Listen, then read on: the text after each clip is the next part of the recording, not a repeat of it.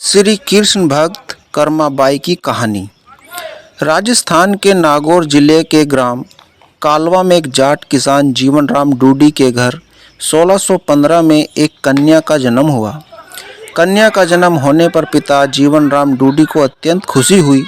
उन्होंने उस कन्या का नाम कर्मा रखा। कर्मा को सभी कर्माबाई भी बुलाते थे। जीवन राम डूडी स्वयं एक कृष्ण भक्त थे। अपने घर में उन्होंने कृष्ण भगवान का मदन मोहन के नाम से मंदिर बना रखा था, जहां वे रोज भगवान कृष्ण की पूजा करते, भगवान को भोग लगाते तथा भगवान को भोग लगाने के बाद ही वे भोजन ग्रहण करते। यह उनके घर का नित्य का नियम था। इसी प्रकार समय बीतता गया। कर्माबाई रोज अपने पिता को कृष्ण भगवान की पूजा करते देखती, उनको भोग लगाते देखती और भगवान को भोग लगाने के बाद ही वे भोजन ग्रहण करते थे। यही सब देखते सीखते कर्माबाई का बचपन बीत रहा था। कुछ वर्षों के बाद कर्माबाई के पिता कुछ दिनों के लिए तीर्थ यात्रा पर चले गए। तीर्थ यात्रा पर जाने से पहले पिता जीवन राम डूडी ने कर्माबाई को भगवान की पूजा विधि समझाई और कहा कि भगवान को भोग लगाकर ही भोजन ग्रहण करना और घर का ध्यान रखना। इस प्रकार भगवान की पूजा और घर की देखरेख का काम कर्माबाई को सौंपकर उनके पिता कुछ दिनों के लिए तीर्थ यात्रा चले गए। अब अगले दिन कर्माबाई ने सुबह जल्दी उठकर कृष्ण भगवान को भोग लगाने के लिए बाजरे का खिचड़ा बनाया। कर्माबाई ने खिचड़े को थाली में डाला, उसमें घी और गुड़ मिलाया। कृष्ण भगवान को भोग लगाने के लिए खिचड़े की थाली भगवान के सामने रख दी और उनसे कहा, हे भगवान, आप जब भी भूख लगे तब आप खिचड़ा खा लेना, मैं तब तक घर का दूसरा काम कर लेती हूँ। यह कहकर वह अपने काम में लग गई। कुछ देर बाद उसने आकर देखा कि थाली तो वैसी की वैसी रखी है, भगवान ने तो भोग लगाया ही नहीं। उसने सोचा, कोई बात नहीं, अभी भगवान को भूख नहीं लगी होगी, कुछ देर बाद खा लेंगे। ऐसा सोचकर वह फिर अपने काम में लग गई और बीच में बार बार देखती रही कि भगवान ने भोग लगाया है कि नहीं, पर भगवान ने भोग नहीं लगाया। इस प्रकार दोपहर का समय हो गया। अब कर्माबाई को चिंता होने लगी कि भगवान ने भोग क्यों नहीं लगाया। क्या खिचड़ा अच्छा नहीं बना था या उसमें घी और गुड़ की कमी रह गई थी? ऐसा सोचकर उसने खिचड़े में थोड़ा और घी और गुड़ मिलाया और थाली लेकर भगवान के सामने बैठ गई और भगवान को भोग लगाने के लिए विनती करने लगी, लेकिन भगवान ने फिर भी भोग नहीं लगाया। तब कर्माबाई ने भगवान से कहा कि भगवान, आप भोग लगा लीजिए। आपकी पूजा की और आपके भोग की जिम्मेदारी पिताजी मुझे देकर गए हैं। अगर आप पिताजी का इंतज़ार कर रहे हैं तो आपको भूखा ही रहना पड़ेगा, क्योंकि पिताजी तो तीर्थ यात्रा पर गए हैं और कुछ दिनों के बाद ही आएंगे। तब तक आपको मेरे ही हाथ से बना भोजन करना पड़ेगा। भगवान, मुझे षट्रस व्यंजन बनाने तो आते नहीं हैं और ना ही मुझे विधि विधान से पूजा पाठ करना आता है। मुझे तो बस ये बाजरे का खिचड़ा और रूखी सूखी सब्जी रोटी बनानी आती है। आपको कुछ दिन इसी से गुजारा करना पड़ेगा। मैंने आपके खिचड़े में थोड़ा और ज़्यादा घी और गुड़ भी डाल दिया है, अब तो भोग लगा लीजिए। इस प्रकार कर्मा बार बार भगवान से भोग लगाने को विनती करने लगी, लेकिन भगवान ने फिर भी भोग नहीं लगाया।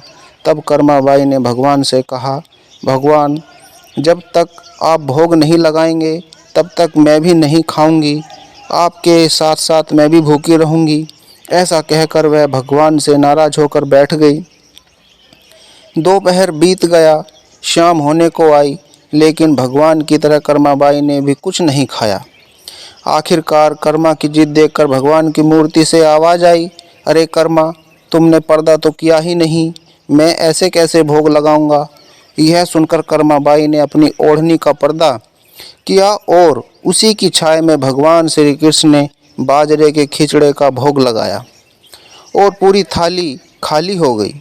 कर्माबाई ने देखा और कहा, हे भगवान, इतनी सी बात थी तो पहले बता देते, सारे दिन खुद भी भूखे रहे और मुझे भी भूखा रखा। इसके बाद भगवान को भोग लगा कर्मा ने भी भोजन किया।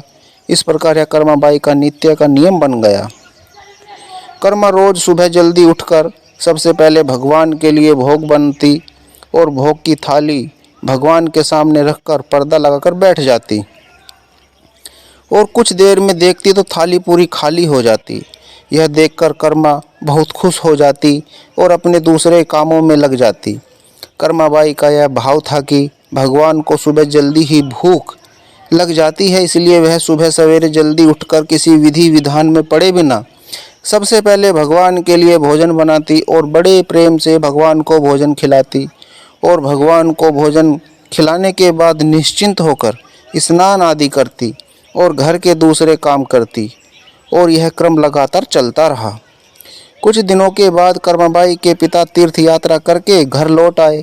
पिता के आने पर कर्मा ने उन्हें बताया कि पहले दिन जब उसने भगवान कृष्ण को भोग लगाया तो कैसे भगवान ने सारे दिन नखरे किए और शाम को जाकर खिचड़ा खाया, और अब तो भगवान कृष्ण सुबह जल्दी भोग लगाते ही पूरी थाली साफ कर देते हैं। यह सुनकर कर्माबाई के पिताजी आश्चर्यचकित रह गए और कृष्ण भक्त पिता को कर्मा की सरल प्रेम भक्ति और भगवान श्री कृष्ण की कृपा को समझते देर नहीं लगी। कर्मा के पिताजी ने सोचा, जिस भगवान को प्राप्त करने वो तीर्थ यात्रा करने गए थे वो भगवान उनके घर में ही हैं, विराजमान हैं और उनकी पुत्री के हाथों से रोज भोग लगाते हैं। मन में ऐसा सोचकर वे कर्माबाई को अपनी पुत्री के रूप में प्राप्त करके अपने आप को धन्य समझने लगे और उन्होंने कर्माबाई से कहा कि पुत्री, आज से तुम ही भगवान की सेवा करना और रोज भगवान को अपने हाथों से भोग लगाना। ऐसा सुनकर कर्माबाई बहुत प्रसन्न हुई और रोज इसी प्रकार सुबह जल्दी उठकर अत्यंत प्रेम भाव से भगवान श्री कृष्ण को भोग लगाने लगी। इस प्रकार यह उसका रोज का नियम बन गया। कुछ वर्ष बाद कर्माबाई के पिताजी देवलोक गमन कर गए। अब कर्मा अकेली रह गई, इसलिए कर्मा का घर में मन नहीं लगता। इसलिए कर्मा घर से भगवान श्री कृष्ण की मूर्ति लेकर अपने गांव कालवा को छोड़कर तीर्थ यात्रा पर निकल गई। भारत में अलग अलग तीर्थों के दर्शन करते करते कर्माबाई उड़ीसा के जगन्नाथपुरी पहुंच गई तथा जगन्नाथपुरी में ही कर्मा ने निवास करने का निश्चय किया। जगन्नाथपुरी में ही कर्मा ने एक छोटी सी कुटिया बना ली और उसमें निवास करने लगी। अब कर्मा रोज अपने नियम के अनुसार सुबह सवेरे जल्दी उठकर भगवान श्री कृष्ण के लिए बड़े प्रेम से खिचड़ा बनाती और भगवान को थाली में भोग लगाती। कुछ देर में भगवान खिचड़ा खा लेते और थाली साफ हो जाती और इसके बाद कर्मा अपने स्नान ध्यान आदि नित्य कर्मों में लग जाती और इसी प्रकार यह क्रम निरंतर चलता रहा। एक दिन कर्माबाई के भगवान श्री कृष्ण को भोग लगाने के बाद एक छोटा सा बालक उनके पास आया और उनसे बोला, माँ कुछ खाने को है, बड़ी भूख लगी है। कर्माबाई ने कहा, हाँ बेटा, मैंने अभी अभी खिचड़ा बनाया है, आजा बैठ, तुझे भी खिचड़ा खिला देती हूँ। यह कहकर कर्माबाई ने बड़े प्यार से बालक को खिचड़ा परोसा और बालक ने भी बड़े ही चाव से खिचड़ा खाया। उस बालक के रूप के स्वयं भगवान जगन्नाथ कर्माबाई के हाथ से बना खिचड़ा खाने साक्षात पधारे थे। बालक ने जल्दी से खिचड़ा खा लिया और उनसे कहा, माँ खिचड़ा बहुत अच्छा बना है, मैं कल भी खिचड़ा खाने आ जाऊँ। कर्माबाई ने कहा, कल क्या बेटा, मैं तेरे लिए रोज़ खिचड़ा बना कर रखूँगी, तो रोज़ खिचड़ा खाने आ जाया कर। बालक ने कहा, ठीक है माँ, मैं रोज़ खिचड़ा खाने आ जाऊँगा। यह कहकर बालक चला गया। अगले दिन से बालक रोज़ सुबह सवेरे कर्माबाई के पास खिचड़ा खाने आने लगा। कर्माबाई भी रोज़ अपने नियम से सुबह सवेरे जल्दी उठकर भगवान श्री कृष्ण के लिए खिचड़ा बनाती और भगवान के सामने थाली रखती। फिर भगवान खिचड़े का भोग लगाते और उसके कुछ ही देर बाद वो बालक आ जाता। फिर कर्माबाई उसे भी बड़े प्रेम से खिचड़ा खिलाती और उसके बाद अपने स्नान ध्यान आदि दैनिक कार्यों में लग जाती। एक दिन कर्माबाई की कुटिया के पास एक साधु आया। बातों ही बातों में उसे पता चला कि कर्माबाई बिना स्नान ध्यान किए, बिना चौका बर्तन किए भगवान श्री कृष्ण के लिए खिचड़ा बनाती है और भोग लगाती है। उसने कर्माबाई से कहा, स्नान किए बिना भगवान की पूजा करने और भोग लगाने से पाप लगता है। इसलिए उसने कर्माबाई को स्नान करके पूरे विधि विधान से पूजा करके भोग लगाने को कहा। साधु से ऐसा सुनकर भोली भाली कर्मा अगले दिन से सुबह जल्दी उठकर स्नान करके खिचड़ा बनाने लगी और विधि विधान से पूजा करके भोग लगाने लगी। ये सब करने में कर्माबाई को बहुत देर लग जाती, लेकिन वो बालक तो रोज़ सुबह अपने समय से आ जाता और कर्मा से कहता, माँ मुझे भूख लगी है, मुझे जल्दी खिचड़ा दे माँ, जल्दी कर माँ, जल्दी कर। और कर्मा उससे कहती, थोड़ी देर रुक जा बेटा, अभी देती हूँ, थोड़ी देर रुक जा। और जब कर्मा भगवान श्री कृष्ण को भोग लगाकर बालक को खिचड़ा खाने को देती तो बालक उसे बहुत ही शीघ्रता से खाकर हाथ मुंह साफ किए बिना ही जल्दी से उठकर भाग जाता। और यह क्रम कुछ दिनों तक चलता रहा। और इन्हीं दिनों में भगवान श्री जगन्नाथ जी के मंदिर में सुबह के समय भगवान की मूर्ति के मुख पर खिचड़ा लगा हुआ रहता। यह देखकर भगवान जगन्नाथ की सेवा में रहने वाले पुजारी, जो स्वयं बहुत बड़े कृष्ण भक्त थे, वो सोचते, आजकल ये भगवान श्री जगन्नाथ जी के मुख पर खिचड़ा कैसे लग जाता है। हम तो खिचड़े का भोग नहीं लगाते, तो फिर यह खिचड़ा कहाँ से आ जाता है।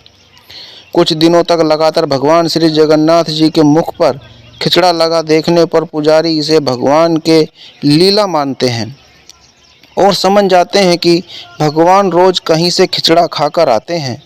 भगवान की लीला को जानकर वो मन ही मन भगवान श्री जगन्नाथ जी से पूछते हैं कि कहाँ से खिचड़ा खाकर आते हैं, भगवान हमें भी तो बताओ। उसी रात भगवान श्री जगन्नाथ जी पुजारी के सपने में आते हैं और उनसे कहते हैं कि मेरी एक भक्त है कर्माबाई, जो जगन्नाथपुरी में ही रहती है।